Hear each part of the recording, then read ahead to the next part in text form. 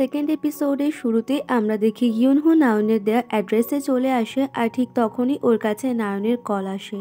আর নায়ন call করা মাত্রই ও নায়নকে বলতে লাগে যে তুমি কি জানো একজন এমপ্লয়কে এভাবে সেক্সুয়ালি হ্যারাস করা একটা ক্রাইম। কিন্তু নায়নের এইসব কথায় কান দেয় না আর বলে তুমি সোজা 37th ফ্লোরের 1 নম্বর রুমে চলে আসো, আর এটা বলে ও কলটা কাট করে দেয়। দেন ইউনহো রুমে আসলে দেখে যে এখানে আগে থেকে নায়ন আর এক্সিউ কসমেটিক্সের সিইও বসে রয়েছে। আর নায়ন ইউনহোকে ইশারায় বলে তুমি সিইওকে ওনার কোম্পানির ব্যাপারে যা যা জিজ্ঞাসা করতে চাও করতে পারো। ইউনহো এবার সিইওকে জিজ্ঞাসা করে যে আমি শুনেছি আপনাদের কোম্পানির সব প্রোডাক্ট নাকি ভিগান না, এগুলো নাকি অ্যানিম্যাল অয়েল দিয়ে বানানো হয়। আর ওর এই কথায় সিইওকে কিছু রিপোর্ট দেখায় আর বলে এসব মিথ্যে কথা, আর আমাদের কোম্পানি সম্পূর্ণ ইকো ফ্রেন্ডলি। আমাদের কোম্পানিতে কোনো রকম অ্যানিম্যাল টেস্টিং হয় না, তাছাড়া আমি নিজেই একজন অ্যানিম্যাল লাভার। ইউনহো সিইওর এইসব কথা বিশ্বাস করে নেয় আর নায়নের সাথে ফিরে আসে।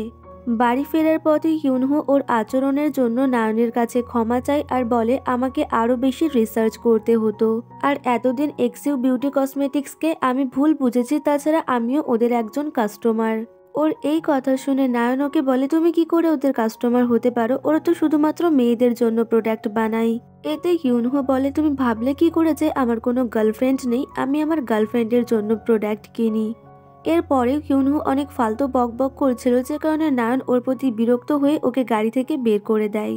আর তারপর ওকে মেসেজ করে বলে যে তোমাকে আগামীকাল এক্সিউ বিউটি কসমেটিক্সের ফ্যাক্টরিতে যেতে হবে।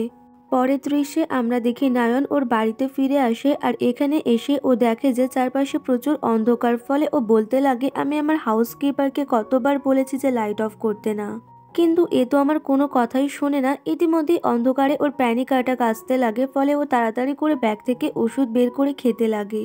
আর এখান থেকেই আমরা বুঝতে পারি যে নায়ন অন্ধকারে খুব ভয় পায় আর ওর লাইফ অতটাও পারফেক্ট না যতটা ওপর মনে হয়। অ্যাকচুয়ালি নায়ন খুবই চাপা টাইপের একটা মেয়ে আর ও ওর দুর্বলতা কারোর সামনে প্রকাশ করতে চায় না। পরের দিন ইউনহো এক্সিউ বিউটি কসমেটিক্সের ফ্যাক্টরিতে যাওয়ার আগে নায়নের সঙ্গে দেখা করতে আসে। আর ও নায়নের সঙ্গে দেখা করার জন্য এতটাই এক্সাইটেড ছিল যে ও ওর পেছনের গাড়ি খেয়াল করে না আর দৌড়ে ওর দিকে আসতে গিয়ে পড়ে যেতে লাগে। ফলে নায়ন ওকে একদম হিরোদের মতো ধরে নেয়। আর তখন ইউনহো ওকে বলতে লাগে তুমি আমাকে সেক্সুয়ালি হ্যারাস করছো, আর ওর এই কথা শুনে নায়ন ওকে ছেড়ে দেয়, ফলে ও নিচে পড়ে যায়। নায়ন এবার ওকে বলতে লাগে তোমার না আজ ফ্যাক্টরিতে যাওয়ার কথা, তাহলে তুমি এখানে কি করছো। ইউনহো উত্তর দেয় ফ্যাক্টরিতে যাওয়ার আগে আমার একবার তোমাকে দেখতে ইচ্ছে করছিল, তাছাড়া সত্যি এক্সিউ বিউটি কসমেটিক্সের কোম্পানিতে কোনো প্রবলেম নেই তো। নায়ন উত্তর দেয় কালই তো তুমি সব রিপোর্ট চেক করে এলে, তাহলে এখন এত ফালতু বকছো কেন। এতে ইউনহো বলে যদি সত্যিই কোনো প্রবলেম থাকে তাহলে কি হবে। নায়ন উত্তর দেয় এরকম কিছুই হবে না, আর যাও তুমি তোমার কাজ করো, ফ্যাক্টরিতে চলে যাও। এরপর ইউনহো এক্সিউ বিউটি কসমেটিক্সের ফ্যাক্টরিতে চলে আসে আর এখানে এসে ও দেখতে পায় বড় বড় বক্সে ঘাস রাখা রয়েছে। ফলে ও এখানকার একজন এমপ্লয়কে এই বিষয়ে জিজ্ঞাসা করলে সে বলে এগুলো আমরা প্রোডাক্ট বানানোর কাজে ব্যবহার করি। আর তুমি তো এখনো লাঞ্চ করোনি, চলো আমরা লাঞ্চ করে আসি। আর লাঞ্চের কথা শুনে ইউনহো ঘাসের ব্যাপারে ভুলে যায় আর লাঞ্চ করতে চলে যায়।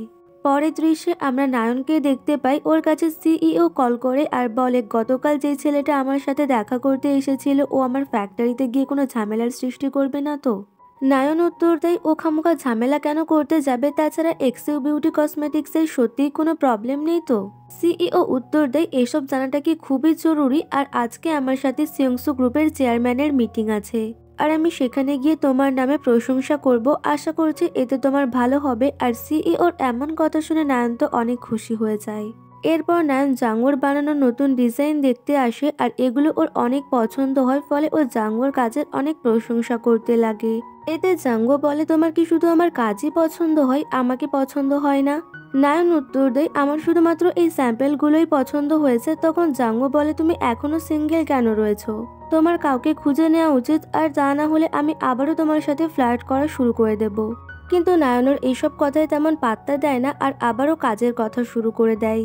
এদিকে ইউমি ওদের দুজনকে একসাথে দেখে জেলাস ফিল করতে লাগে। আর এখানে আমরা এটা জানতে পারি যে ইউমি জাঙ্গোকে লাইক করে, কিন্তু জাঙ্গো ওকে নয় বরং নায়নকে লাইক করে।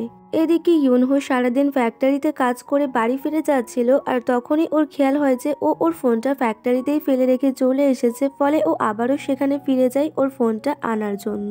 দেন ও ওর ফোনটা নিয়ে চলেই যাচ্ছিল আর ঠিক তখনই ও অদ্ভুত কিছু শব্দ শুনতে পেয়ে সামনের দিকে এগিয়ে যায় আর এদিকে এগিয়ে এসে ও একটা খরগোশকে দেখতে পায়।